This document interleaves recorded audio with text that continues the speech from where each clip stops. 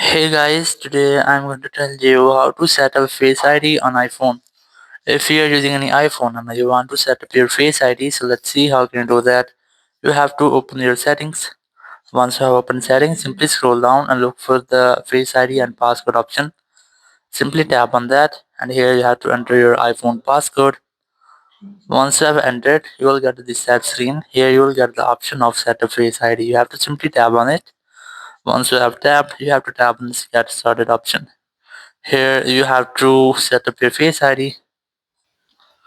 Once you have done, you will get this type screen. From here, if you want to make a Face ID with your mask, so you can do that, but I'm going to select setup later option, and that's all.